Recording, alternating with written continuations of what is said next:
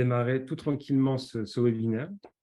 On est sur un webinaire aujourd'hui qui s'intitule Quelle place pour les musiques et danses traditionnelles dans les établissements d'enseignement artistique? On est ensemble jusqu'à 11 heures. Je me présente, je suis Cédric Hardy, je suis du coup le délégué général de Culture Co. Culture Co est un réseau national qui rassemble des conseils départementaux et des agences culturelles départementales à l'échelle nationale.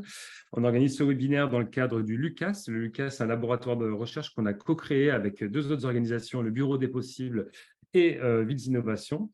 On monte ce webinaire en partenariat avec le département des Pyrénées-Atlantiques dans le cadre d'une recherche-action qui est en cours depuis décembre dernier, qui vise à accompagner la révision du schéma départemental des enseignements artistiques et des pratiques amateurs. Donc, ce webinaire, c'est un temps un peu particulier parce qu'on est à la fois sur un temps dédié aux acteurs du territoire des Pyrénées-Atlantiques, qui sont nombreux aujourd'hui, mais aussi un temps de rencontre nationale qui s'adresse du coup aussi aux autres communautés d'acteurs qu'on accompagne dans le cadre du LUCAS, mais aussi aux adhérents de Culture Co et leurs partenaires. Donc, on est bien sur un webinaire qui vise à la fois partager une pratique qu'on a pu repérer, nous, en tant que réseau, et aussi favoriser l'échange, l'interconnaissance. Déroulé de la matinée. Donc, la thématique du jour, je le disais en introduction de séance, on est sur la place des musiques et danses traditionnelles dans les établissements d'enseignement artistique. Alors, le département des Pyrénées-Atlantiques, c'est vraiment un territoire singulier puisqu'il est traversé par deux cultures régionales vivantes, le Béarn à l'est et le Pays basque à l'ouest. Dans ce département, les associations de pratiques amateurs, notamment dans le champ des musiques et danses traditionnelles, elles sont vraiment nombreuses, elles sont très actives, mais il apparaît en fait que ces pratiques amateurs sont prises en compte de façon très inégale par le réseau des acteurs des enseignements artistiques. Certes, les connexions existent bien, mais elles nécessiteraient d'être davantage structurées, développées, si l'on en croit en tout cas les acteurs interviewés. Alors, majoritairement, les personnes qu'on a pu rencontrer dans le cadre du diagnostic sur ce territoire soulignent le rôle de ces associations de pratiques amateurs dans le renouvellement des modes d'apprentissage via les pratiques collectives notamment, mais aussi la transmission basée sur l'oralité. Et encore, elles soulignent aussi la capacité de ces associations de pratiques amateurs à développer des liens sociaux. Alors, cette situation, elle résonne particulièrement avec d'autres territoires en France, vous pensez bien. Et nous, on a pensé du coup assez rapidement à la région Bretagne. Et avec la complicité d'une fédération amie, je pense notamment à la Fédération des associations de musique et danse traditionnelle, la FAMDT, on a pu repérer un cas d'école tout à fait inspirant en la matière. Et notamment, c'est le cas du coup du CRD, du Conservatoire à rayonnement départemental de la ville de Vannes et du coup de son département musique et danse traditionnelle. En effet, depuis 2007, le CRD de Vannes s'est engagé à promouvoir, à valoriser l'enseignement des musiques traditionnelles bretonnes par la création d'un département pédagogique dédié. Et aujourd'hui, on accueille son coordinateur, M. Guénolé Keravec, qui a joué vraiment un rôle essentiel dans cette dynamique en établissant un partenariat solide avec les associations de pratiques amateurs du territoire et notamment avec le Bagat de Vannes. On regardera aussi quelle attention est portée par ce conservatoire, notamment au maillage des actions de diffusion, de formation, d'éducation artistique et culturelle, en coopération avec les partenaires associatifs locaux. On pense notamment au festival, à Maison de Pays, qu'on citera tout à l'heure, et encore, bien sûr, aux associations de pratiques amateurs. Donc, je vais laisser la parole à Guénolé Keravec pour une présentation du département de musique trad du conservatoire, de l'importance de la mission de coordination du CRD à l'échelle notamment de l'agglomération. Ça va être une prise de parole d'environ 20 minutes, assez interactive. N'hésitez pas du coup à interagir, à poser vos questions dans le chat au fur et à mesure.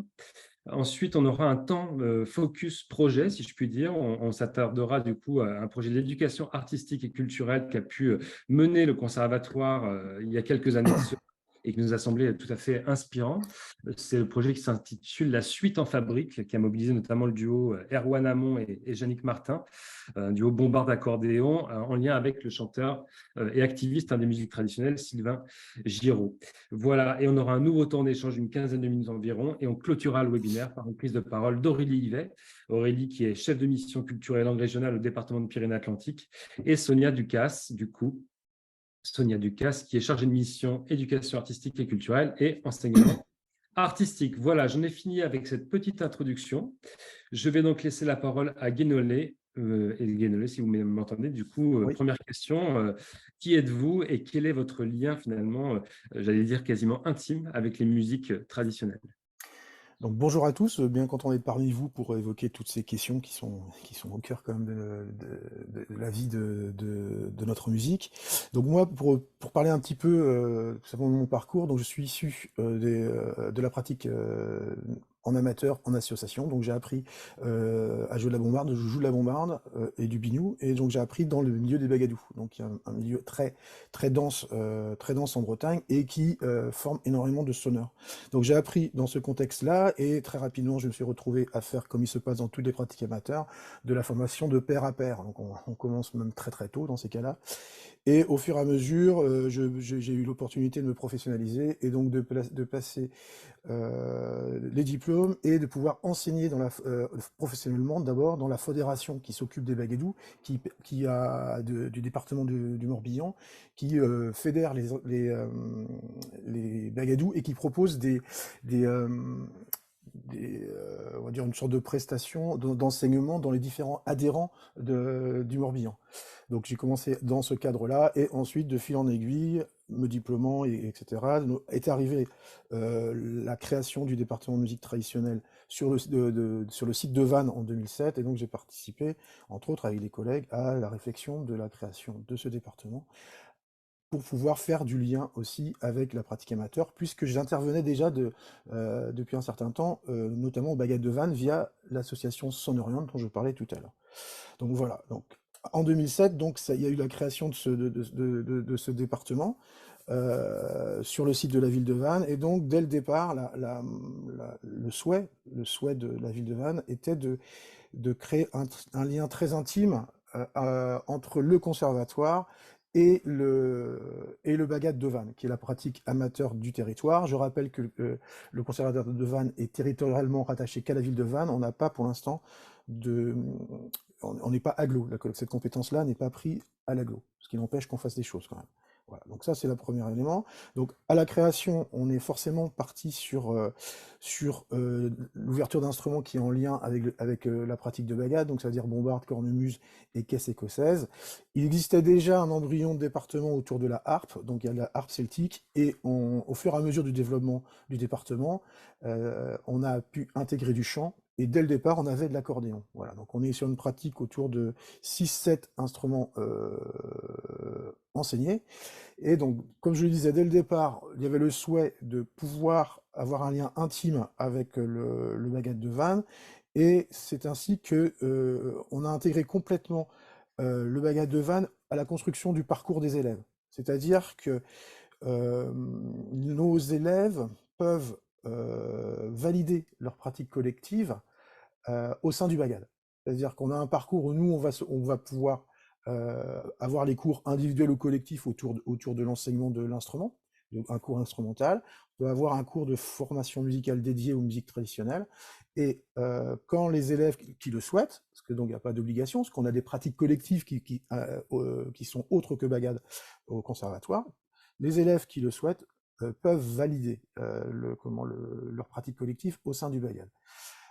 Donc ça, c'est le premier élément de convention qu'on peut avoir avec le Bagad. Cette convention, elle parle plus largement aussi de ce qu'on veut y faire, mais aussi de choses d'actions qu'on peut mener ensemble. Donc ça va être tout simplement aussi d'organiser des événements. Notamment, on organise avec le Bagad une année sur deux un feshnoz, donc un bal, pour faire travailler nos élèves, dans lequel on accueille des ensembles du Bagad, puisque c'est une pratique collective qui est presque intégrée, on va dire.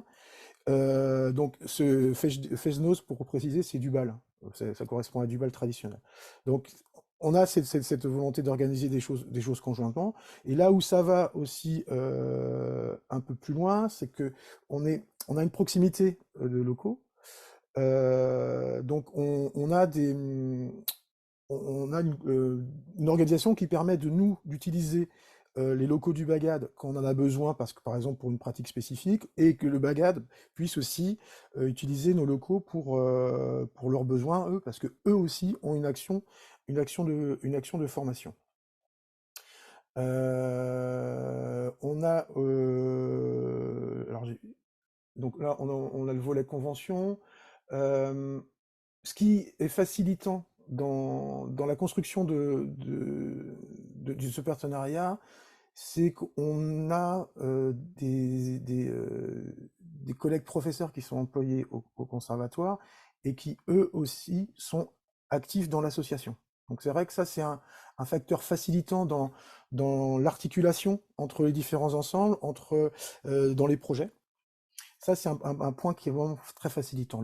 L'autre action aussi qu'on peut monter, Voilà. euh, pardon, ouais, l'autre action qu'on peut monter aussi avec les adhérents du BAGAD, qui sont pas forcément des usagers du conservatoire, c'est qu'on peut monter des stages, on peut monter des projets musicaux dans lesquels on va inviter les gens du BAGAD à venir y participer. Donc ça peut être des choses des stages de découverte de pratiques musicales particulières à des aires culturelles de la Bretagne, mais ça peut être aussi tout simplement de faire croiser des ensembles. Si je prends un exemple très simple, il y a pas 2 semaines, il y a un très très gros événement qui s'appelle la Semaine du Golfe autour des bateaux. Et donc là, on a pu faire croiser différentes harmonies avec différents ensembles du bagad. Donc pour pouvoir croiser les pratiques et proposer aux gens du bagad une ouverture qu'ils n'auraient pas forcément l'occasion de faire parce que pas forcément la dynamique pour le faire et nous on a les moyens de le faire. Donc c'est tous ces éléments-là qui permettent de un peu structurer le partenariat entre nos deux structures. Dans les questionnements qu'il y a aussi par rapport à ce partenariat, c'est une question qui m'a été posée, les bénéfices qu'il peut y avoir dans une collaboration entre ces deux types de structures. Le bénéfice que j'y vois, c'est que, et la chance qu'on a en musique traditionnelle, c'est qu'on a une pratique quand même qui est très présente sur les territoires, et donc on a quand même beaucoup d'occasions de faire jouer nos élèves in situ, on va dire hors les murs, et ça c'est vraiment une grosse chance, et le Bagad participe activement à ça. Et donc, comme c'est un groupe musical, c'est un groupe qui permet aux élèves de jouer assez régulièrement en public. Et ce que j'ai l'habitude de dire, si on fait un comparatif avec mes collègues de musique classique, c'est que sans faire quelque chose de trop catégorique où les élèves en musique classique n'ont pas forcément l'occasion de sortir leurs instruments pendant l'été. Moi, les miens, ils n'arrêtent pas de jouer, quoi. Donc, ils passent dans les fêtes, ils ont des concours, parce qu'on a une grande tradition on va dire, de concours dans notre région. Mais c'est un moteur de motivation très important et un moteur de on va dire, d'acquisition, d'endurance, d'habitude de jeu, de régularité de jeu. Et on s'appuie sur quelque chose qui a une réalité de terrain. Et ça, je trouve que c'est assez précieux. Euh, Désolé, je me permets du coup de vous interrompre. C'est le principal bénéfice pour les élèves du coup que vous retenez, cette complémentarité entre conservatoire et bagad? Disons que c'en est une. C'en est une, il y en a d'autres. Enfin, tout ce qui. Quand même se focalise pas mal sur cet élément-là. C'est que c'est une pratique dédiée, c'est une pratique spécifique. Donc, nous, on peut compléter par d'autres pratiques qui peuvent enrichir le parcours des élèves. Mais ça, le fait que les élèves puissent jouer régulièrement, puissent se retrouver en situation de jeu, et ça, c'est intéressant. Et ce qui n'est pas forcément euh, possible dans différentes autres formations. Moi, par exemple, l'harmonie du conservatoire, elle s'arrête l'été. Là, les élèves, ils peuvent continuer à jouer, quoi. Donc Hmm. ça, c'est l'une des principales intérêts, avec forcément le moteur de motivation. Hmm. Parce que c'est un orchestre qui peut vivre, ils vont jouer à l'extérieur, que ce soit les différentes strates, parce qu'il y a plusieurs strates de niveau de bagade. Ça, c'est vraiment un gros moteur de motivation, je trouve. Et du coup, une question, est-ce que ce lien avec le réseau associatif, hein, enfin, ce que vous venez d'évoquer, est-ce que ça a influencé la pédagogie et la pratique au conservatoire pour d'autres disciplines, pour d'autres départements? Alors, pas de manière directe. Donc, ça nous arrive moi, ça m'est arrivé, mes collègues aussi, d'intervenir auprès des collègues, donc notamment au niveau de l'oralité, donc ça, d'apprentissage d'oreille. Ça, c'est quelque chose qui intéresse pas mal les collègues. Que ce soit moi ou d'autres collègues, on a pu faire en fonction des accointances et puis aussi tout simplement des facilités de rencontres instrumentales, parce que moi, avec une bombarde, rencontrer des violonistes, il y a tout de suite un effet de dynamique qui marchera pas. Donc ma collègue harpiste peut le faire, où on amène des constructions un peu différentes. Si j'ai un exemple en fait, qui est assez intéressant, où ma collègue harpiste a monté un ensemble qui s'appelle les Polysonics, qui regroupe donc ma collègue qui est en harpe trad et une collègue qui travaille pas mal autour de la création, mais pianiste, où ça permettait de proposer une pratique collective pour les instruments polyphoniques, donc là plutôt dédié harpe, guitare et clavier, et avec ce principe d'oralité et de construction avec les élèves de ce qu'ils vont jouer. Donc ça, c'est quelque chose qui n'est pas que propre à notre musique, mais c'est vrai qu'on est toujours obligé de travailler cette matière et d'y amener ses propres choses. Donc, ils mettent les élèves dans ce processus de création. Et bien sûr, dans les collègues aussi de musique classique, entre guillemets, il y a des gens qui sont très intéressés par ça aussi. On n'est pas les seuls à le faire. Et donc ça, par exemple, c'est un principe intéressant, parce que ça permet de mélanger des approches qui vont dans le même sens, mais qui peuvent avoir des angles d'attaque différents. Voilà. Ok. Euh, Et vous avez cité plusieurs fois le terme d'oralité. Derrière oralité, il y a la transmission, mais il y a aussi la question des langues, et notamment de la langue oui. régionale. Et du coup, c'est un sujet qui a été largement abordé, nous, en Pyrénées-Atlantiques, hein, puisqu'il y a déjà des cours en langue qui se pratiquent. Pour vous, de là où vous êtes, hein, depuis le Morbihan, en Bretagne, c'est quoi l'importance finalement de l'enseignement de la musique en langue régionale, et notamment comment ça se pratique au niveau du conservatoire, si ça se pratique? Alors, donc, nous, là, dans le conservatoire, à Vannes, on est en zone bretonnante, c'est-à-dire qu'on est à l'est de la zone bretonnante, parce que la zone historiquement, qui parle breton, est plutôt la pointe ouest, et donc ça arrive jusqu'à chez nous, historiquement. Donc nous, la contrainte qu'on a, enfin la contrainte, c'est pas une contrainte, c'est l'objectif quand on a recruté des profs de chant, c'est ça devait être forcément quelqu'un de britophone, donc il parle le breton. Notamment parce que on souhaite avoir de l'enseignement du chant en langue bretonne sur notre conservatoire.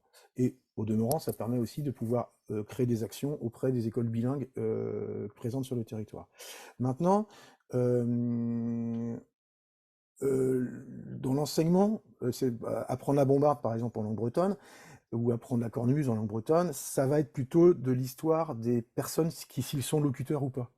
Et on a sans doute une présence moins importante, malheureusement, de la langue sur notre territoire que peut l'être votre territoire à vous. Donc là, c'est vraiment en fonction des profils de profs, et aussi, forcément, des élèves potentiellement qui sont locuteurs, qui sont inscrits à l'établissement. Si je prends mon cas, moi, pour mon rapport à la langue, malheureusement, c'est pas une langue que j'ai pu apprendre dans mon cercle familial, parce que la transmission s'est pas faite de manière importante, alors que mes deux parents étaient locuteurs. Ça s'est pas fait, pour diverses raisons. Et pour le coup, moi, je me suis formé. Et donc, depuis 3-4 ans, je peux proposer, avec mon niveau de langue qui n'est pas celui que j'aimerais qu'il soit, de l'enseignement en langue. Donc, c'est possible de le faire en fonction des profils de profs et s'ils maîtrisent la langue, et on est aussi contraint aussi par le fait qu'on a des élèves qui sont locuteurs. Moi, je dois faire peut-être 3-4 cours où j'utilise la langue. Voilà. D'accord. Et du coup, est-ce qu'il y a des initiatives qui sont prises pour structurer, améliorer cet enseignement de la musique en langue ou pas Alors, forcément? structurellement, c'est pas forcément organisé pour dédié à la musique.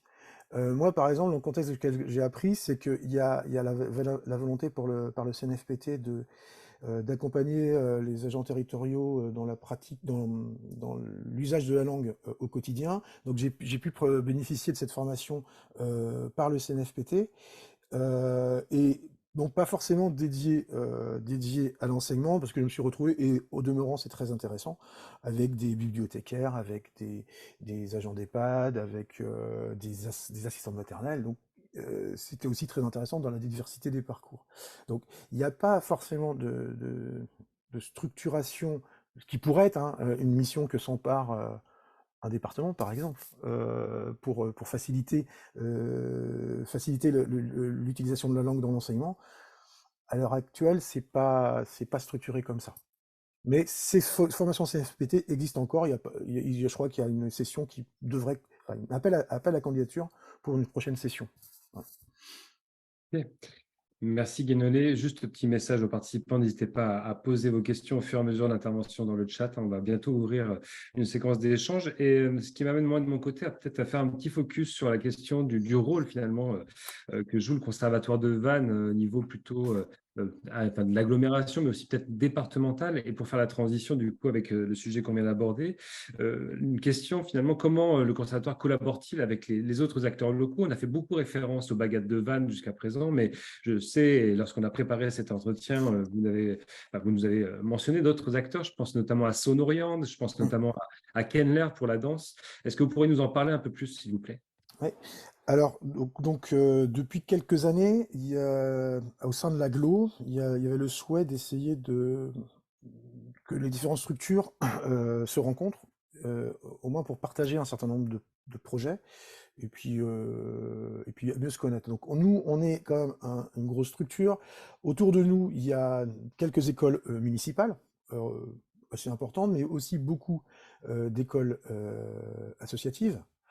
Ça, c'est pour on va dire, écoles de musique structurées comme ça. Donc, on a, nous, un réseau de collaboration autour autour de ces structures-là. Et donc, nous, ça se matérialise, par exemple, par l'organisation d'événements, principalement. Où je sais qu'il y a la musique traditionnelle qui est enseignée à Elvin, juste à côté de nous, c'est à 20 minutes de là où on est. Il y a un bagad, il y a un centre, un centre socioculturel qui fait de l'enseignement de la musique traditionnelle.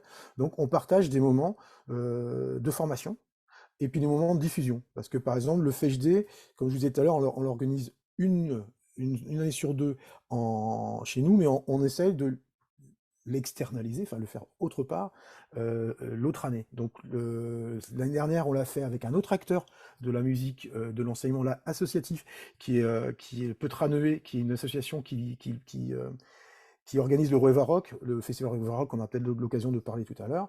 Donc c'est eux qui nous ont accueillis, et donc dans ces cas-là, on est accueillis là, mais on laisse une place, parce que eux ont l'enseignement, on laisse une place à leurs élèves, et on fait une scène qui est partagée. Et au dernier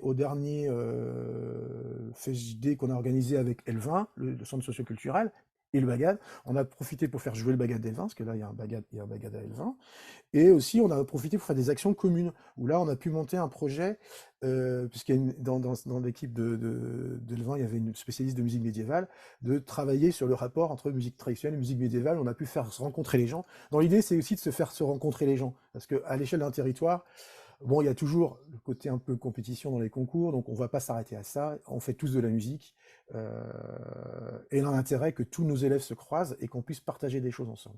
Donc c'est un petit peu dans cette idée-là où on essaie de monter des choses avec les écoles municipales, avec les écoles associatives, avec, avec les bagadous du territoire, parce qu'on a le bagad de Vannes qui est un peu un bagad phare, mais il y a le bagad d'Elvin qui est assez important aussi, et on a d'autres bagades un peu moins importants en termes de notoriété ou de niveau, mais avec qui on essaie de, quand on peut, de monter des actions. Et merci Guénolé. Du coup, toujours par rapport à ce rôle de coordination, de maillage territorial, hein, qu'incarne finalement le CRD aux côtés des autres acteurs associatifs, voire d'autres structures publiques d'enseignement artistique. La question qu'il y a derrière, c'est finalement quel rôle joue ce conservatoire dans le cadre de ce réseau. Quand on a préparé ce webinaire, on m'avait dit non, non, mais attention, c'est pas une tête de réseau du tout, on n'est pas du tout sur ce mode-là, on n'a pas ce surplomb, on est plutôt dans une gouvernance partagée, sur un mode horizontal. Est-ce que vous pouvez nous en parler un peu plus, s'il vous plaît? Oui, donc ça, c'est des actions qui sont... Alors, notamment si on parle des actions, par exemple, on a des... alors ça, c'est à l'échelle de tous les esthétiques musicales. Et c'est l'intention des cycles 1, parce que dans les plus jeunes musiciens, parce que dans les écoles, il n'y a pas forcément de proposition de musique d'ensemble, des écoles qui ne sont pas structurées telles que la nôtre, avec bah, plein d'ensembles, plein de propositions de musique d'ensemble. Donc là, il y a un dispositif qui s'appelle graine 2. Donc il y a les graines de cordes, des graines de vent, des graines de Polysonics, parce que l'ensemble que je parlais tout à l'heure. Donc, où c'est des actions qui sont étalées sur l'année, souvent en deux trois sous forme de mini-stages, comme ça c'est pas très non plus très compliqué pour les élèves plus jeunes d'avoir trop de temps de formation à venir X fois au conservatoire, ce qui peut poser problème. Donc là, c'est pour les plus jeunes pouvoir faire des projets. Donc ces actions de graines 2 sont encadrées par un prof du conservatoire et un prof d'une école partenaire, et ça tourne géographiquement sur différents endroits, avec restitution ou pas, tout simplement pour que les élèves puissent se rencontrer et puissent faire des choses ensemble et avoir des pratiques collectives pour tout le monde. Nous aussi, dans le rôle qu'on peut avoir au niveau de l'agglo, c'est un rôle de centre de ressources, on va dire, notamment au niveau de l'EAC. Donc moi, je suis assez sollicité pour le département pour discuter avec nos différents partenaires de deux actions qu'on peut monter, donc en lien avec l'éducation nationale. Et aussi, on est opérateur aussi, où on participe aux différentes choses qui peuvent se monter au niveau de l'agglo, par exemple, puisqu'on est en réflexion actuellement autour des assises de la culture bretonne sur l'agglo de Vannes, à comment essayer de faire en sorte que faciliter les passerelles entre les différentes structures, faciliter le soutien à la pratique amateur en proposant des endroits où on puisse accompagner la pratique amateur du territoire, euh, pas forcément pour des gens qui s'inscrivent au conservatoire, mais tout simplement du soutien à la pratique amateur, à la pratique d'ensemble, sous une forme d'expertise musicale, d'aide artistique, et comment on peut structurer ça avec nous en point d'horizon. On a ce qu'on appelle une TIARVRO, donc c'est une maison de pays, qui a des missions sur l'ensemble de l'agglomération vantaise, et on essaye de voir si une partie de ces missions-là peuvent être du ressort de cette nouvelle TIARVRO, qui aurait une extension de... Pourquoi pas? Je ne vais pas aller plus loin, parce qu'on a les assises, on a fait une première rencontre, donc on est au début du travail, mais c'est ce qui a l'air de se dessiner, c'est de dire comment on peut avoir différents opérateurs et peut-être une maison de pays qui serait un autre moteur regroupant des associatifs, parce que cette maison de pays regroupe un panel important d'associations autour de la culture bretonne, et comment on peut trouver des missions des uns et des autres, et nous, on sera forcément un partenaire, j'imagine, je l'espère, important dans ce travail, notamment pour l'accompagnement artistique, pouvoir sous un principe, nous, de la SMAC du coin, où ils accueillent en studio avec un technicien qui est là pour les aider, fiches techniques, mais aussi un regard. Et ça, je pense que c'est une mission qui est super intéressante pour un établissement comme le nôtre, où on pourrait très bien, ouais, ça me paraît bien de pouvoir dédier des heures de prof pour aider dans cette mission-là. Du coup, merci Guénolé. Les enjeux du conservatoire, finalement, pour ce rôle de coordination à l'échelle de l'agglo à court moyen terme, c'est un peu ce que vous venez de nous dire, c'est ce lien à la maison de pays, ou ça dépasse cela? Voilà, c'est le lien avec Maison de Pays. Enfin, moi, ce que j'ai envie de dire, ça va au-delà de ça, c'est que tous ceux que vous en citez des idées de centre de ressources, et j'ai envie de dire, je pars du principe qu'il faut on ait une musique de territoire et on doit être présent sur un territoire. Donc après, moi, je participe on a envie au département d'aller vers tous les acteurs de ces pratiques-là. Donc, Tiravro c'en est un, les associations c'en est d'autres, et essayer d'être présent partout et amener nos spécificités et pouvoir faire des choses avec tous les acteurs qui sont intéressés par nos pratiques. Donc c'est plus au-delà de se focaliser sur Tiravro, c'est essayer d'être partenaire avec tous les gens qui ont envie de travailler autour de la valorisation, parce que c'est un peu ça aussi qui sortait de ces assises culturelles. Tiravro étant un opérateur, qui pourrait être un opérateur important, comme nous, on peut être aussi un opérateur là-dessus, en centre de ressources, mais c'est tout simplement travailler avec les gens pour qu'on réussisse à faire des choses au niveau de l'agglo, choses qu'on peut déjà faire au niveau de Vannes, structurer tout ça, quoi. Super. Merci pour ces précisions, Guénolé. On va ouvrir du coup, si vous en êtes d'accord, un petit temps d'échange avec les participants.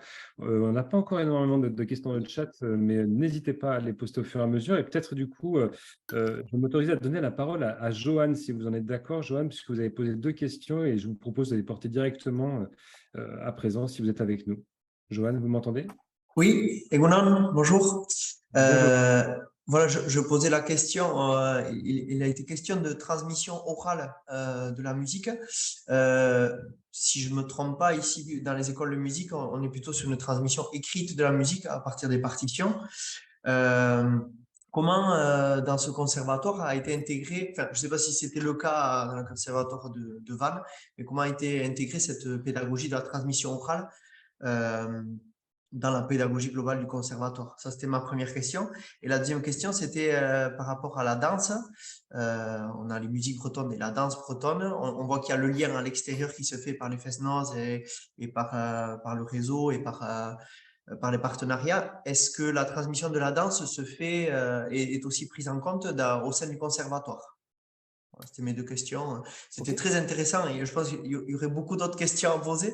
Mais voilà, je partirai sur ces 2 premières. Ok. Alors si je parle de transmission orale, enfin c'est un parti pris qu'on prend. Enfin, nous à la base, dans notre tradition, il y a très peu de choses écrites, à part les premiers collectages écrits qu'on peut avoir. Enfin, le plus ancien, il date, mais c'est un peu un cas particulier au début 1800, où là il y a des transcriptions d'air. Après, les transcriptions sont arrivées un petit peu plus tard et après l'enregistrement. Donc nous, à la base, on est plutôt sur la transmission orale, donc comme on peut la connaître de pair à pair dans notre enseignement.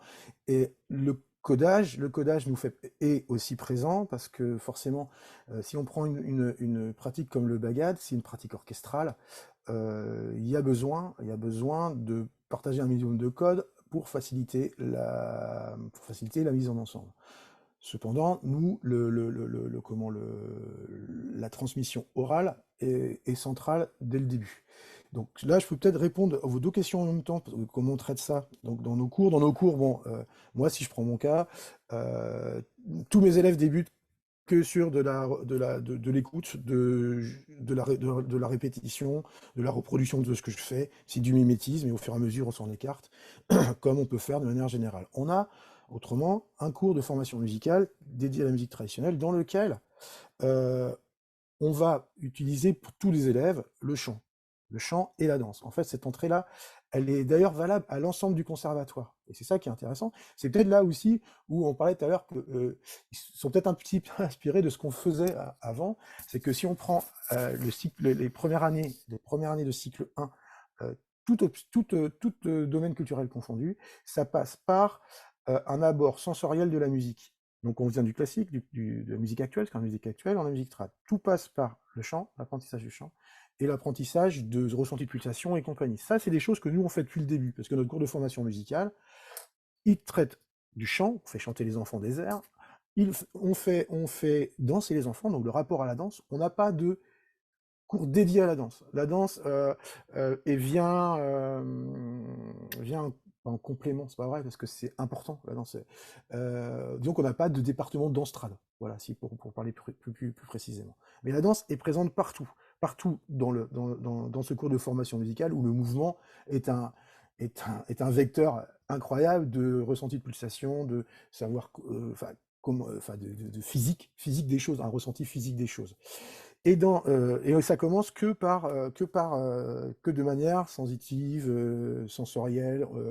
Le code s'apprend au fur et à mesure et vient s'inscrire au fur et à mesure aussi des besoins que peuvent avoir les différents ensembles. Si on prend une pratique collective type le bagad, c'est impossible sans doute de faire abstraction de ça, mais on a certains groupes de pratiques collectives qui concernent aussi des bombardes, des accordistes et compagnie, où là, il n'y a pas forcément besoin de support écrit, écrit pour le faire.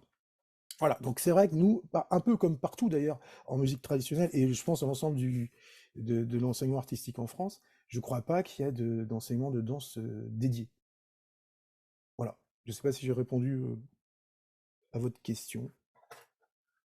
Ben, en tout cas, parce qu'on va pouvoir enchaîner sur d'autres questions comme ça fait le lien peut-être avec la question postée par Pierre Hera. Pierre, est-ce que vous m'entendez? Est-ce que vous voulez bien poser votre question? Oui, oui, je vous entends et je veux bien,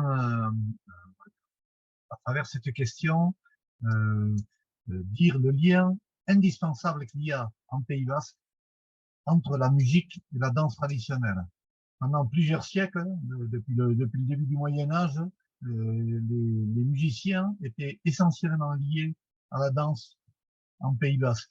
Même si depuis la fin du 19e, début du 20e, cette relation s'est un peu estompée avec des musiciens qui font d'autres actions que de la danse. Actuellement, on constate qu'il y a vraiment une distorsion, je sais pas quel mot employer, hein, de deux enseignements différents entre la danse et la musique. Cela était très préjudiciable, à mon avis, notamment à la danse, où on assiste de plus en plus à ce qu'il y ait des groupes de danse qui jouent, qui sont sans des musiciens trad et avec des enregistrements audio.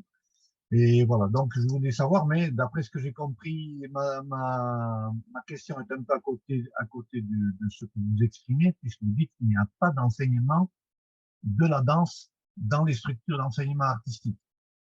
Il n'y a pas d'enseignement spécifique de la danse. C'est-à-dire Spécifique. voilà, c'est qu'il n'y a pas comme on peut avoir un département de danse classique, un département de danse contemporaine. Il n'y a pas d'enseignement spécifique de la danse. C'est plus lié aux profs. C'est que les profs, moi, dans mes cours d'instrument, je fais de la danse. Mais la danse est toujours présente. Parce que forcément, comme vous le dites, nous aussi pareil, l'usage principal ancien de la pratique, si je prends ma pratique de sonneur, c'est principalement le soutien à la danse. Et depuis longtemps.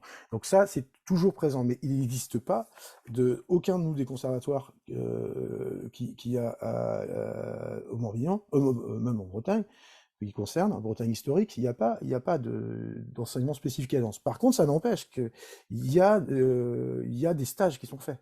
C'est qu'elle est toujours présente, mais ça vient aussi du fait que il n'y a pas de structuration réelle non plus dans les établissements autour de la danse. Nous, l'opérateur qui fait des choses très intéressantes autour de ça, c'est une autre fédération qui s'appelle Kenler et qui va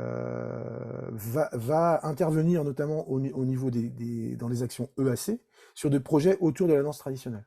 Voilà, ça c'est. Mais par contre, dans aucun des conservatoires du territoire de Bretagne historique, il n'y a pas cet enseignement-là. Par contre, en associatif, on a énormément de cercles celtiques qui utilisent la danse à des fins, alors plutôt peut-être chorégraphiques, représentation sur scène, mais aussi qui ont des actions de vulgarisation ou d'apprentissage de la danse grand public. Ok, merci Guénolé pour ces précisions. Du coup, on va prendre une dernière question avant d'enchaîner sur la séquence suivante. C'est une question qui nous vient d'Agnès Bretel, depuis la Martinique et DAC de Martinique. Bonjour Agnès, bienvenue. Et du coup, je vous laisse poser votre question. Bonjour, merci. Je vous rassure, il n'est pas 4 heures du matin, je suis en Seine-et-Marne aujourd'hui. Mais mon collègue de la collectivité, lui, est à 4 heures du matin en Martinique avec nous.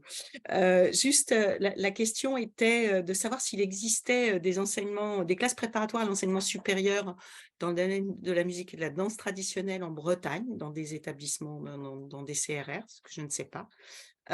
Et quels étaient les liens et comment étaient observées vos pratiques par le pont supérieur notamment et les liens avec l'enseignement supérieur musique et danse même, puisque pont supérieur a un département danse à Nantes aussi. Voilà, c'était juste ça. Alors, pour ce qui s'agit des classes préparatoires, donc c'est un dispositif qui est assez récent. Et nous, il y a un des conservatoires du réseau Bretagne qui s'est positionné sur une classe préparatoire autour des musiques traditionnelles. C'est le CRR de Brest.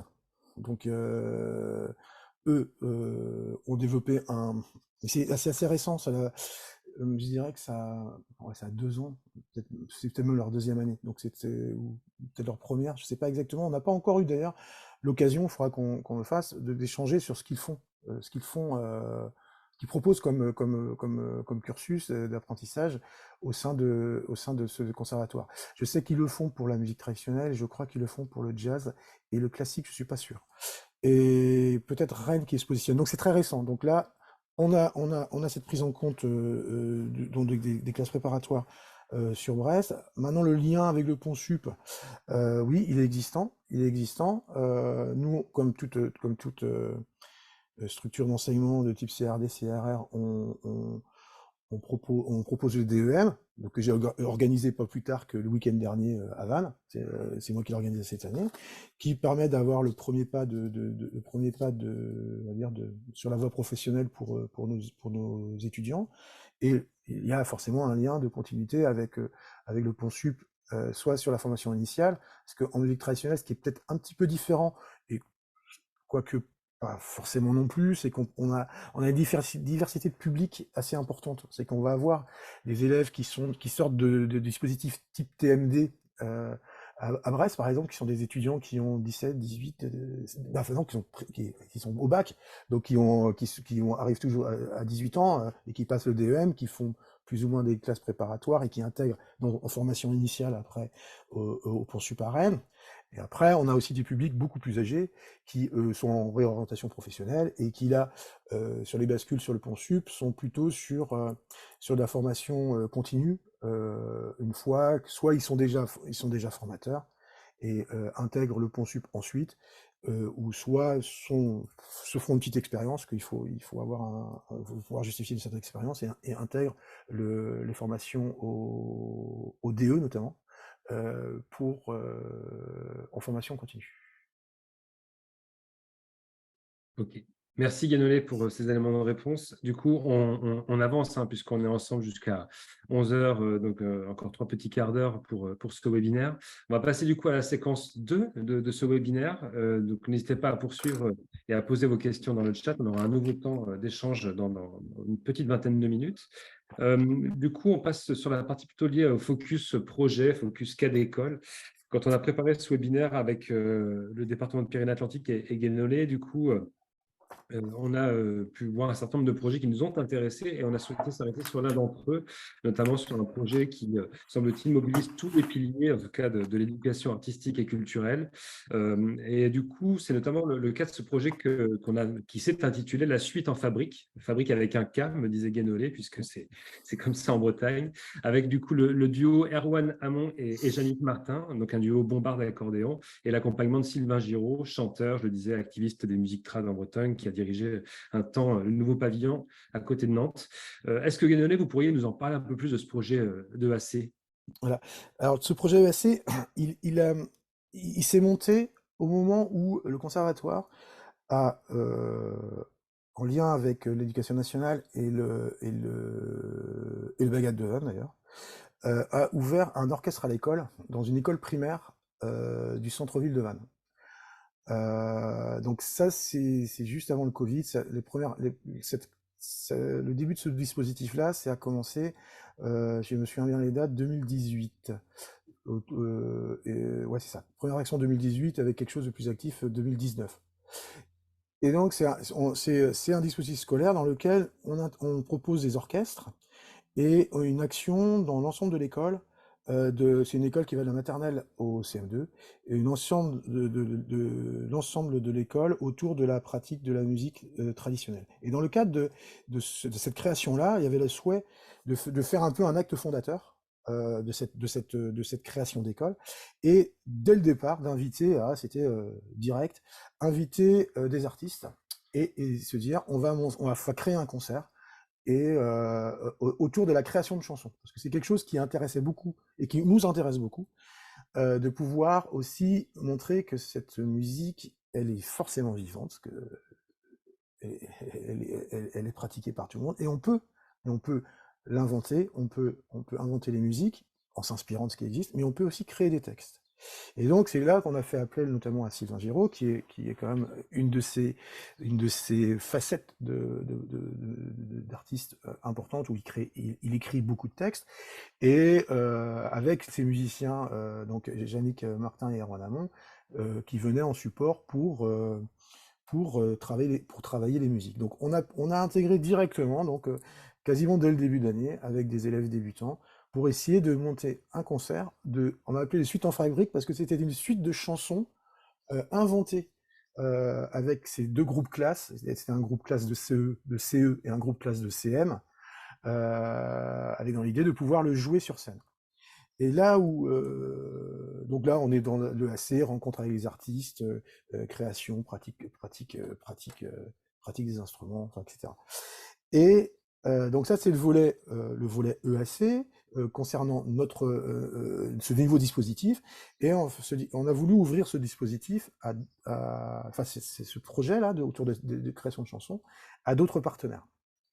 Donc ça a été notamment à d'autres écoles. Et donc il se trouve qu'à ce moment-là, on avait un dumiste, locuteur, donc britophone, et on a demandé à ce qu'il puisse intervenir auprès d'écoles bilingues du territoire pour aller dans ce même sens, c'est-à-dire la création de chansons en langue bretonne, et donc sur le volet langue pour le coup. Donc on devait regrouper donc là le volet création de chansons avec notre école dans lequel les dispositifs musique trad et des écoles de bilingues. Et on a été même un peu plus loin pour le coup parce qu'on voulait profiter d'avoir... Ils ont été estampillés un peu artistes en résidence du conservatoire. Donc ils l'ont fait aussi au département musique traditionnelle via le cours de formation musicale pour la création de chansons, la création de musique, et donc avec nos groupes.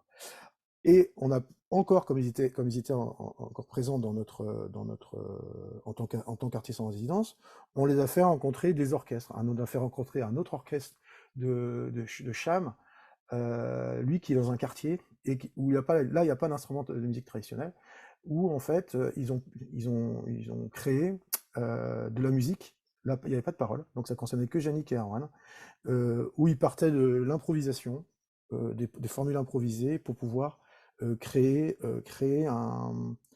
une musique, et dans l'idée de tout pouvoir jouer ça dans cette suite en fabrique où les élèves étaient toujours dans la construction. Ça partait beaucoup des élèves. Les textes, par exemple, avec Sylvain, ce qui est très intéressant, ça parle de thématiques qui sont choisies avec les élèves, et c'est des constructions via des mots, et c'est quelque chose d'assez intéressant.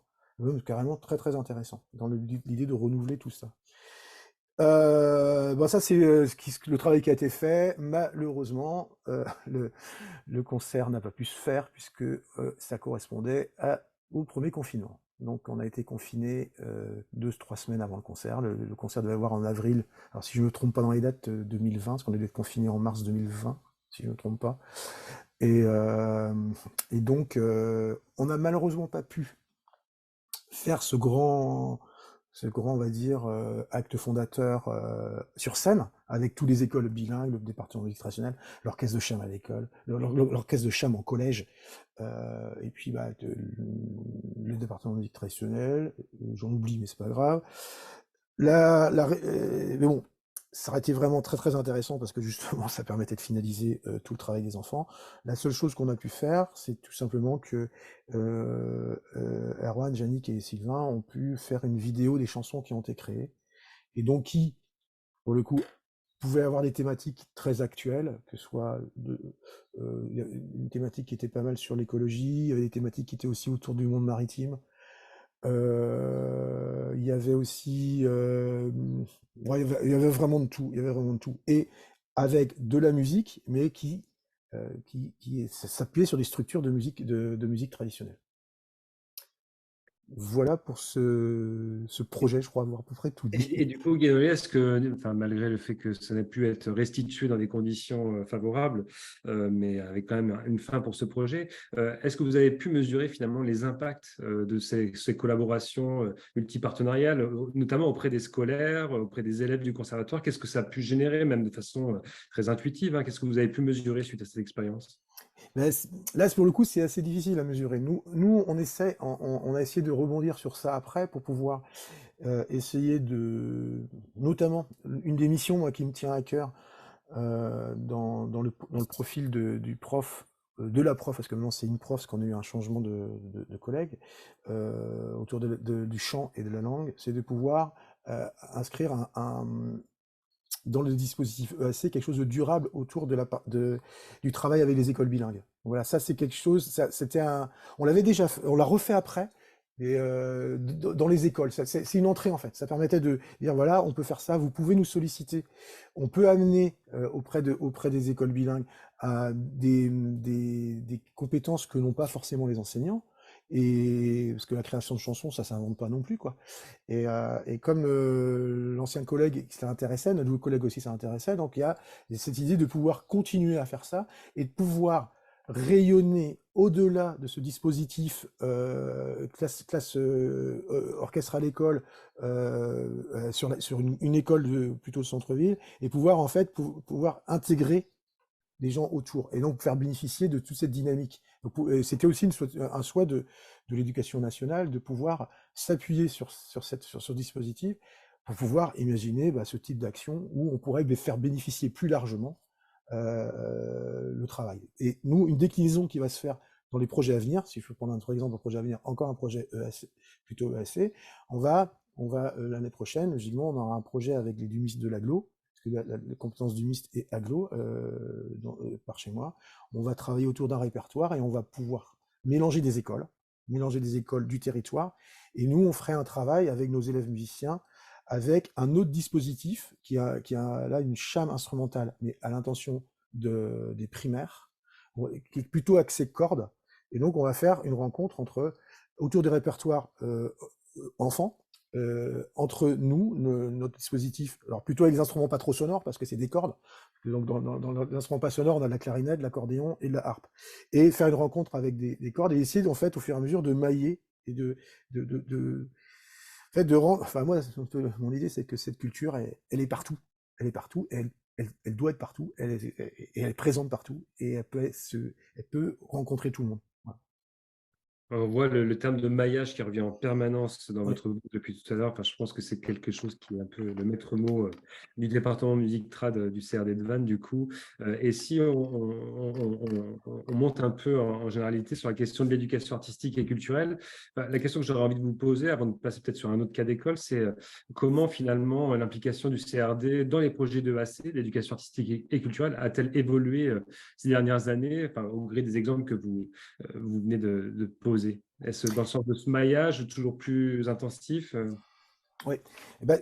Donc après, on sait, hein, l'EAC est au cœur de toutes les politiques publiques actuelles dans les municipalités et dans les départements. À Vannes, on a un groupe d'agents de la ville qui regroupe différents agents culturels, médiathèques, musées, maisons de la culture, médiathèques, etc., pour qui participent à l'élaboration justement des propositions EAC à l'intention des écoles. Alors il se trouve que moi je participe à ce collège-là parce que ce que j'ai pas dit au début, c'est que moi je suis pas en représentation professionnelle, mais là je viens de passer à mi-temps dans le comité de direction du conservatoire, et où je vais m'occuper plus particulièrement de la diffusion, mais jusqu'à présent, de manière transitoire, je m'occupais un peu de EAC aussi, mais à l'échelle de toute esthétique. Et donc,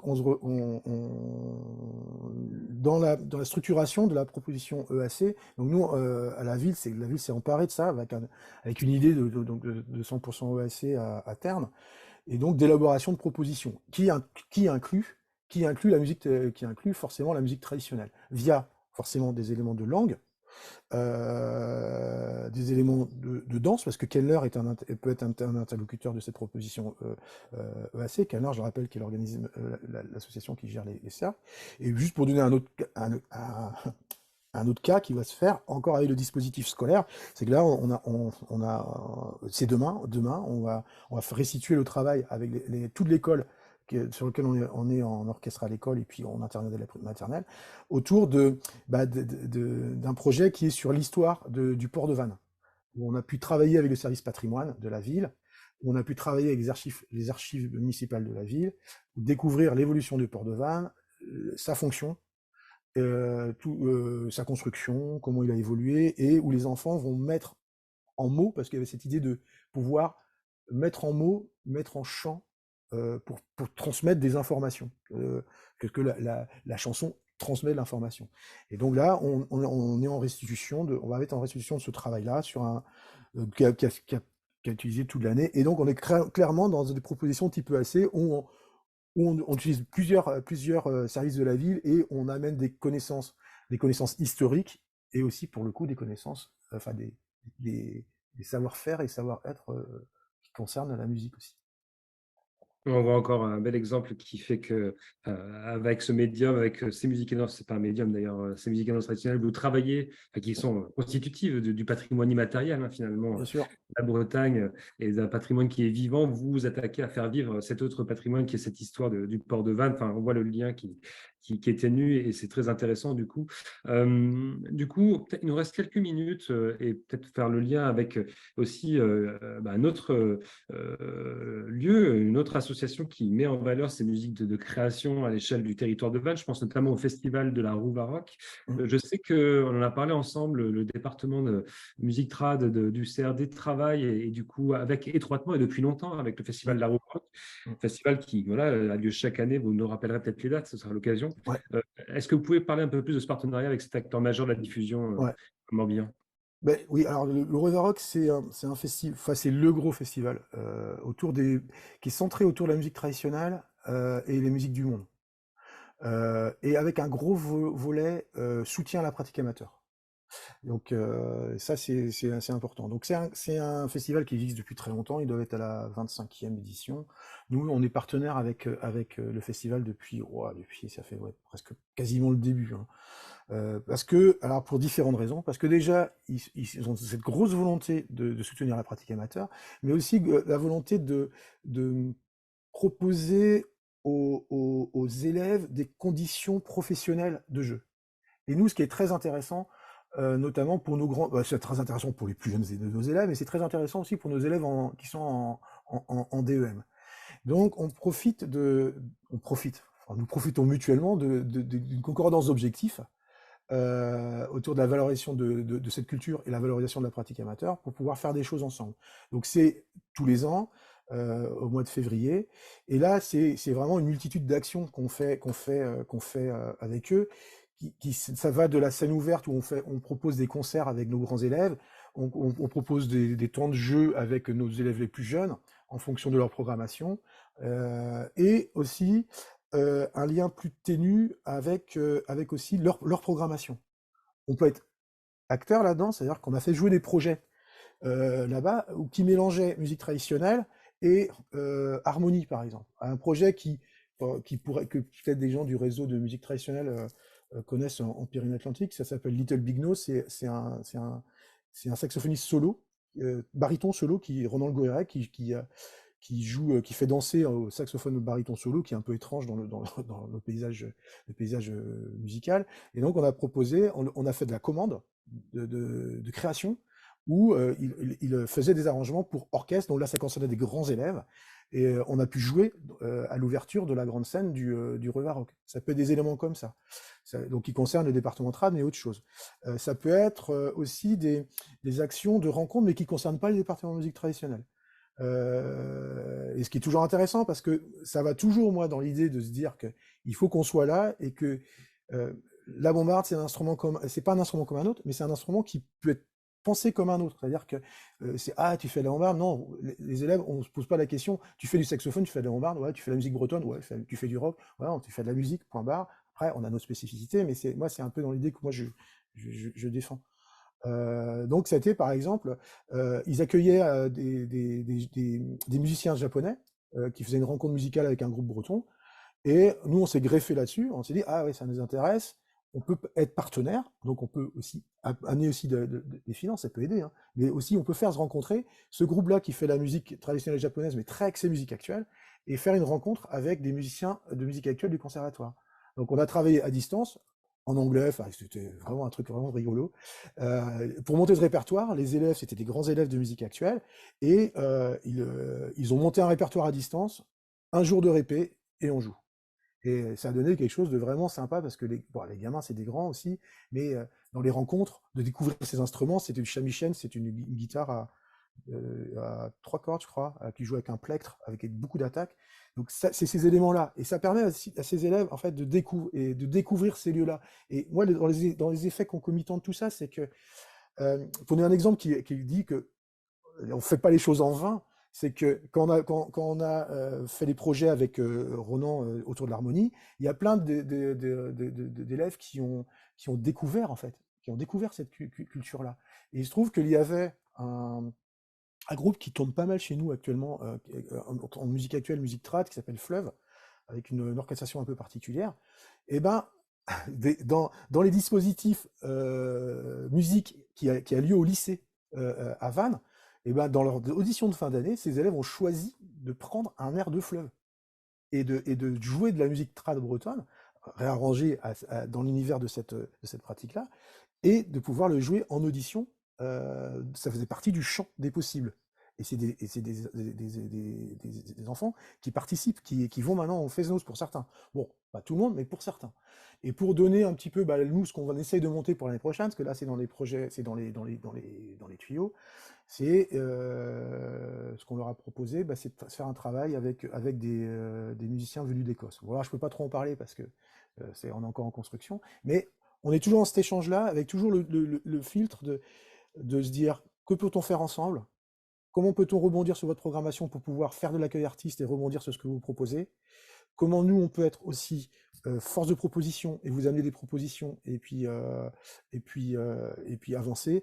Et ça va au-delà de ça, parce que c'est le festival, mais comme c'est un festival qui organise des Fesnos hors du festival, on est sollicité quand ils ont besoin, quand ils disent tiens, ça serait bien qu'on ait un coup de sonore de jeunes, parce qu'ils veulent mettre beaucoup en avant la pratique des jeunes. Et ils nous appellent, et nous, c'est un bonheur de pouvoir proposer des cadres de jeu hors les murs, et de pouvoir jouer jouer à Plescope, parce que c'est à côté, ou puis jouer autre part. Voilà, c'est dans l'idée de rendre envoyer nos élèves un peu partout, et puis de valoriser ces pratiques musicales. C'est quand même vraiment très intéressant, quoi. Merci Guénolé. Juste, du coup, je me permets peut-être une dernière petite question, et je signale d'ailleurs aux participants que ça va bientôt être le moment de prendre la main aussi, s'ils le souhaitent, et de poser quelques questions dans le chat, n'hésitez pas. Et du coup, la mienne, en l'occurrence, ce serait plutôt lié à interroger le lien entre le CRD et le département du Morbihan via son schéma départemental des enseignements artistiques, avec cette question finalement qui serait de se poser, de savoir quel est le lien et la place faite aux musiques et danses traditionnelles dans ce schéma départemental, et comment vous inscrivez en tant que conservatoire dans cette dynamique. Okay. Nous, le conservatoire, on est forcément lié au département parce qu'on a certains financements qui sont dédiés notamment par l'accueil des élèves en cycle 3, parce que ça fait partie, cycle 3 et cycle spécialisé, parce que c'est les missions des CRD. Pour se dire ce qui se fait aussi en dehors de nous, pour le coup, parce qu'on n'est pas le seul opérateur et puis le seul acteur de ces musiques traditionnelles, notamment les Kendler et Sonorian sont des acteurs très présents, et notamment via un dispositif qui s'appelle Classe Bagad. Donc ça, c'est quelque chose qui est très identifié dans le nouveau schéma départemental, le schéma des enseignements artistiques, où des classes Bagad, l'éducation nationale, dans les collèges, donc du ressort des départements, ouvre des classes Bagad dans les collèges, notamment, alors au départ dans les zones blanches, les zones où il y a un manque d'équipements culturels, on va dire, où les équipements culturels sont beaucoup moins présents. Et donc ça, c'est en partie financé par le département et en lien avec un Bagad du territoire. Donc ça, ils en ont beaucoup maintenant. Je ne sais pas exactement à combien ils en sont rendus, mais peut-être, je ne vais pas dire trop de bêtises, mais peut-être 7-8 collèges qui sont concernés par ces actions-là. Donc là, il y a une politique, il y a un investissement du département là-dessus assez important. Et ce même chose-là existe aussi à Ekenler sur la danse. Alors, ça concerne peut-être moins de collèges, et c'est des dispositifs qui sont peut-être plus en mode projet. Alors que le classe Bagad, ce sont des dispositifs qui sont amenés à durer au moins tout le temps du collège. Donc ils rentrent en 6e, et c'est prévu sur le temps scolaire. et à raison de... Alors, c'est pas un gros volant d'heures, je crois que il y a une heure semaine par instrument. C'est 3 profs qui interviennent simultanément sur les 3 instruments du Bayad, c'est-à-dire cornemuse, bombarde, caisse, en cours collectif, et ils ont une mise en ensemble dans ce temps scolaire-là, dans ce temps autour de 7 heures-là. Voilà, ça, donc au-delà de ça, c'est vrai que la musique traditionnelle n'apparaît pas spécifiquement actuellement dans le nouveau schéma qui vient de sortir il n'y a pas longtemps. Il apparaissait un peu plus dans les schémas précédents où notamment il y avait la volonté de pouvoir faciliter l'ouverture enfin d'avoir conscience dans l'ouverture des pratiques, de pouvoir faciliter l'ouverture de classes de musique traditionnelle dans les différents conservatoires. Maintenant, le département est très engagé, hein, notamment, et ça apparaît pas, j'ai lu rapidement, mais n'apparaît pas forcément dans ce nouveau schéma. Sonorion est très largement financé par le département, avec ces missions-là qui je trouve très, très complémentaires de ce que nous on peut être les CRD, parce qu'on a 3 CRD, 2 CRD à Morbihan, à Vannes et à Lorient, et Sonorion intervient dans les différents bagadous, et là on parle encore de maillage de territoire dans l'enseignement de cette pratique de bagad, et là Sonorion, via aussi des financements du département, a un rôle très très important. Ils interviennent dans des endroits où nous, on n'a pas forcément, où il n'y a pas forcément d'équipements municipaux. Et là, c'est vrai qu'il y a une vraie recherche à trouver de complémentarité et d'articulation entre tout ça. Parce que, in fine, quelque part, les enseignants de ces fédérations-là viennent vers nous pour se diplômer, et les grands élèves, au bout d'un moment, quand ils veulent aller plus loin, ils peuvent aussi se retrouver dans nos structures. Merci Guénolé pour ces précisions. Du coup, on a 2 questions dans le chat. Une qui vient d'être, je pense, traitée, une question de Johan sur la description d'une classe bagad. Ouais. Mais je pense qu'on vient de le voir à l'instant. Donc peut-être Ouais. que... Bon, si je complète un tout petit peu, donc je disais, c'est 1 heure, 3 profs qui interviennent sur 1 heure par pupitre, avec des effectifs importants. Ça peut être ils peuvent aller jusqu'à 7-8, donc c'est des cours collectifs instrumentaux importants, et avec une mise en ensemble au besoin.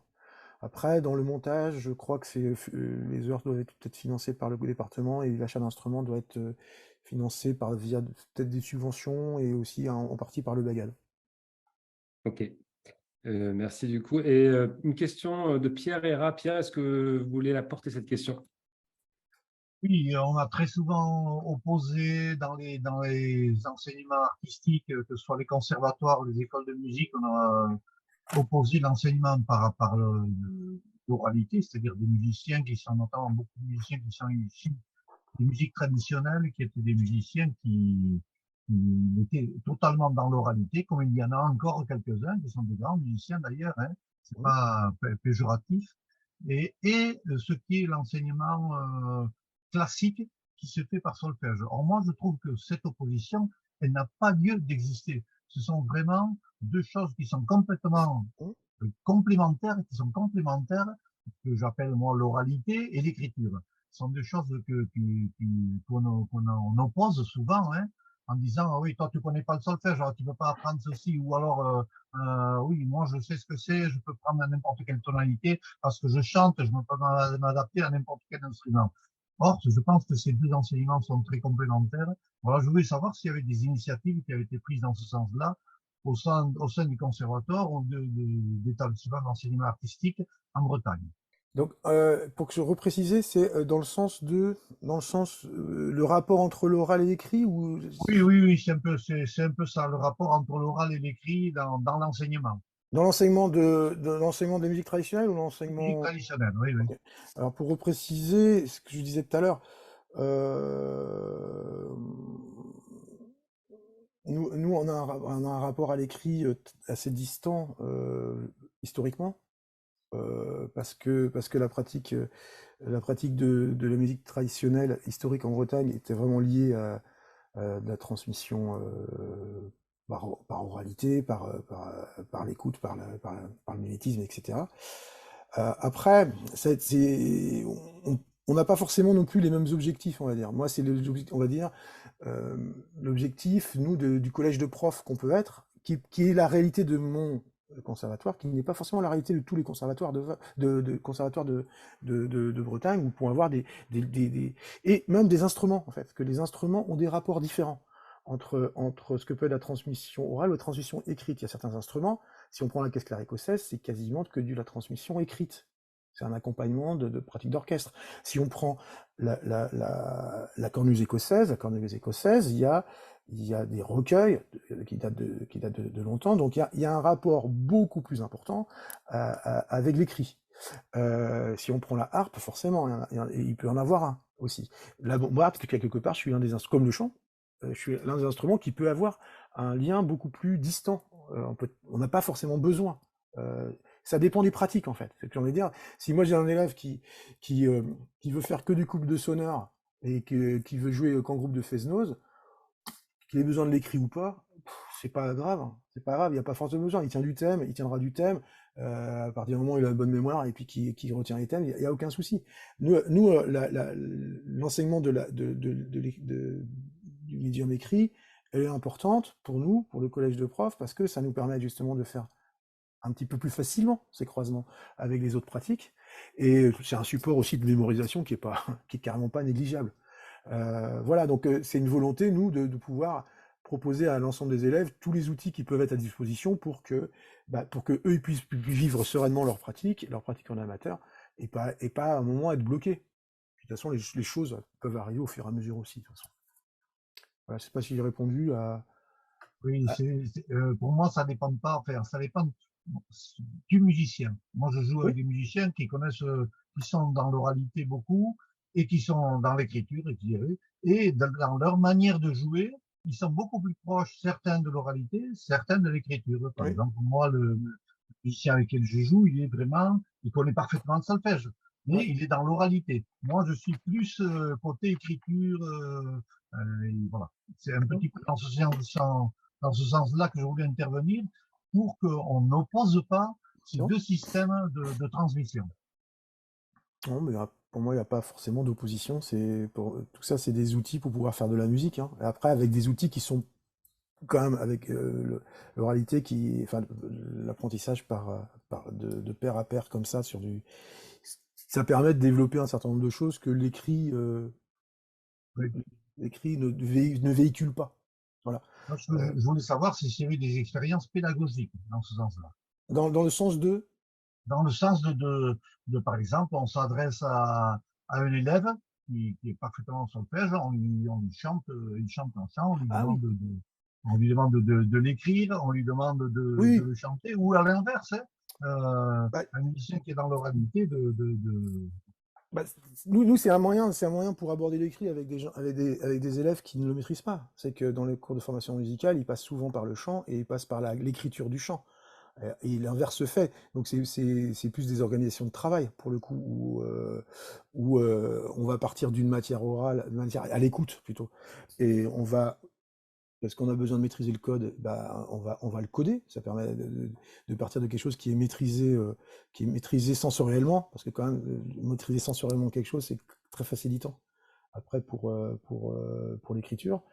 Et on peut faire aussi l'inverse. Donc c'est vraiment des outils des communs qu'on peut vraiment utiliser, mais quasiment au jour le jour. Hein. Puis il y a un outil ici de recomposition, hein, pouvoir coder et pouvoir retransformer les choses, soit par l'improvisation, mais soit aussi par tiens, on a codé le truc, hein, si tu changes ça, hop, et on fait de la recomposition. Voilà, c'est des outils qui sont manipulés. Merci pour la réponse. Que je voudrais dire, ça ne s'adresse pas qu'aux musiciens traditionnels. Ça s'adresse à l'ensemble des musiciens. Bien sûr. D'accord, merci. Ça marche. Merci. Alors, il y a une dernière question et ensuite, on va du coup devoir conclure ce webinaire en donnant la parole aux collègues du département de Pyrénées-Atlantiques. Une question du coup de Laurent Moulet-Douce. Laurent, je me permets de la porter pour gagner un tout petit peu de temps. Est-ce qu'il y a d'autres lieux de diffusion que Roubarock et leurs diverses organisations de Fest-Noz sur le territoire? Je fais un petit coucou à Laurent parce qu'on se connaît pour le coup. Oui, il y a d'autres. Alors, nous, ce qui fait un peu la réalité de mon territoire, c'est que il y a ce festival là, le Roubarock, qui qui est un acteur important en saison. C'est-à-dire qu'on est sur la saison de septembre à juillet.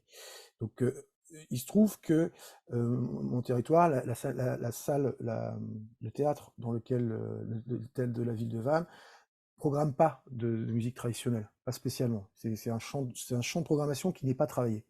Donc il se trouve que moi, dans l'idée, c'est d'essayer de développer des partenariats avec d'autres salles qui rentrent dans ce champ de programmation-là. Donc il y a une salle à Saint-Avé alors on n'a pas encore réussi à travailler ensemble, il faut que je les rencontre.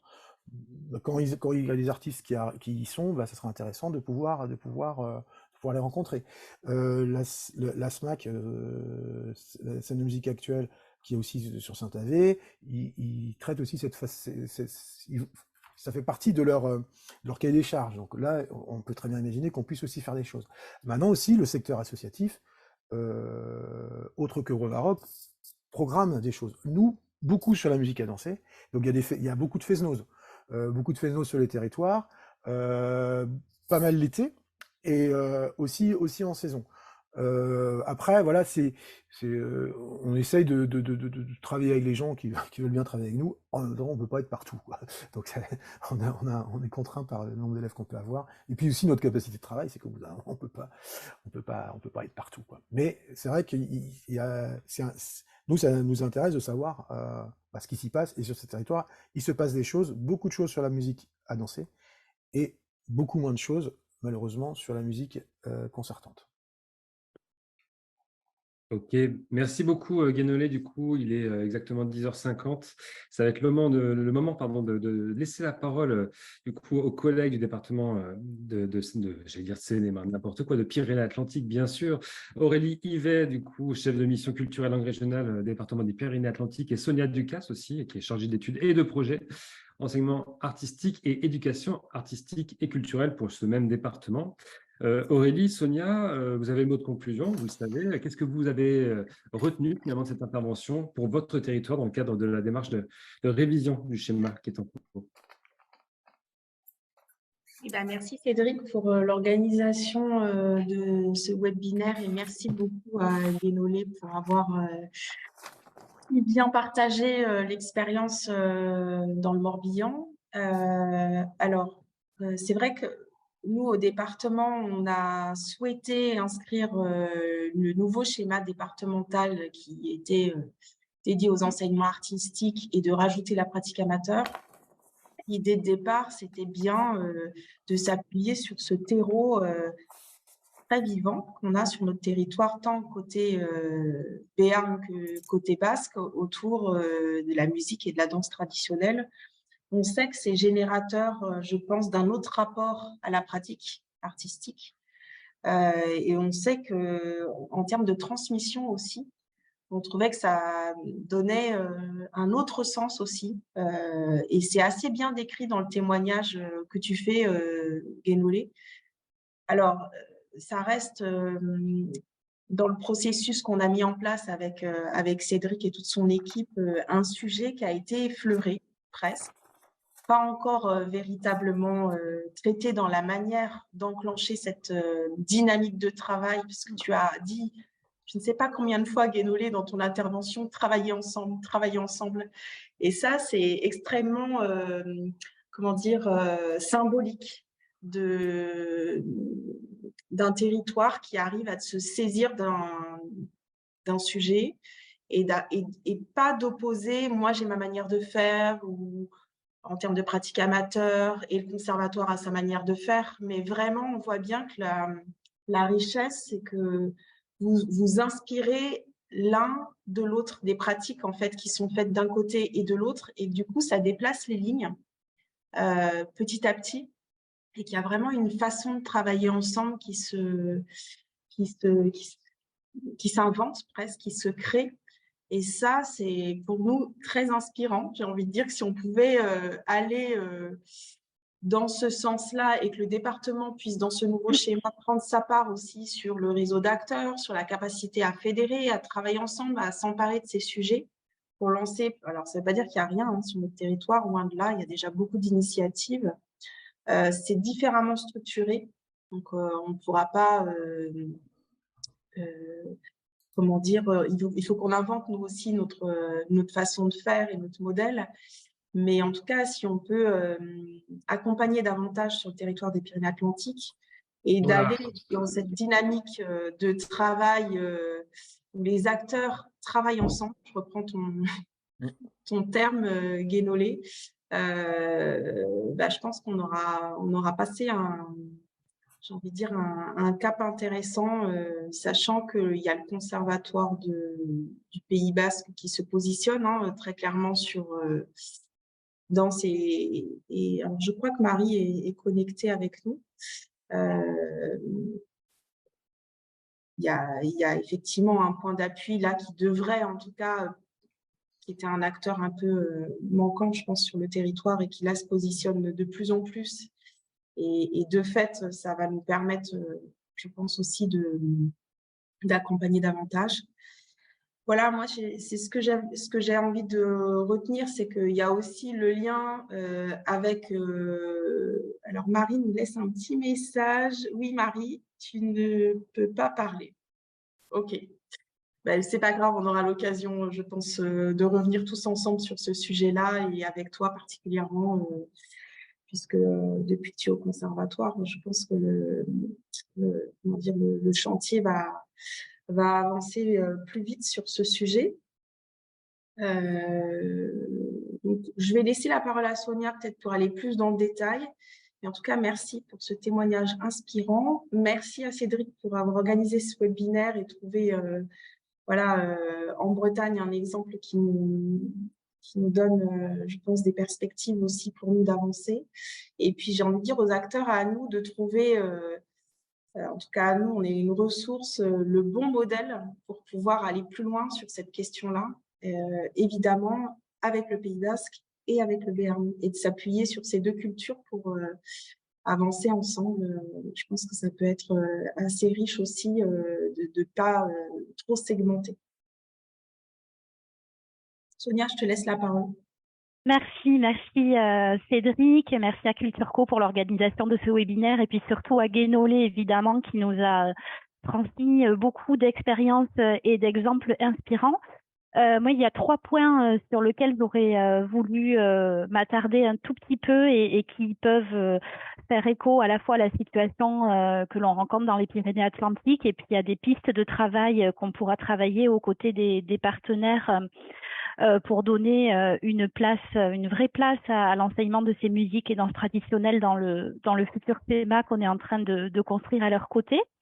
Le premier point que je trouve très intéressant, c'est justement ce travail entre le conservatoire et le Bagad de Vannes, qui pour moi est vraiment une très belle illustration de la connexion entre l'enseignement, les enseignements artistiques et la pratique collective, notamment Guénolé à travers aussi ce qu'on sent, c'est-à-dire tous les contenus, les objectifs pédagogiques partagés, tout ceci à la faveur du parcours de l'élève qui de fait a un choix multiple et une diversité de chemins qui s'offrent à lui. Ça, je trouve ça vraiment très intéressant.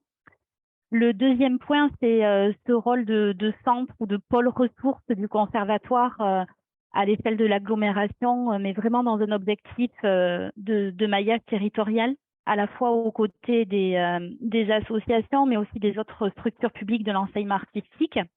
Et tout le travail de connexion, de lien qui est fait avec les pratiques en amateur.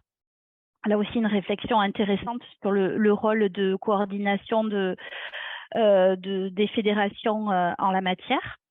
Et le troisième point, c'est aussi, qui nous interroge beaucoup dans les Pyrénées-Atlantiques, c'est la place et les modalités de l'enseignement en langue régionale, et notamment la question de la formation de formateurs, alors bien évidemment des enseignants artistiques, mais aussi des intervenants en éducation artistique et culturelle. Voilà, moi c'est un petit peu les 3 points que je retiens, les 3 pistes peut-être à travailler aux côtés de nos partenaires, et puis j'espère qu'on aura l'occasion de re-questionner tout ça, puisque là très prochainement, Nous avons un atelier sur le schéma départemental et la question de l'enseignement et des musiques traditionnelles dans le cadre des rencontres nationales modales, qui sont les rencontres nationales accueillies à Pau les 15 et 16 juin, et donc à la Ciutat à Pau en collaboration, accueillie par Art Brut et Cerc. Et puis là, nous aurons toute une après-midi de travail autour de ces questionnements. Voilà, donc je sais qu'on va retrouver beaucoup de partenaires et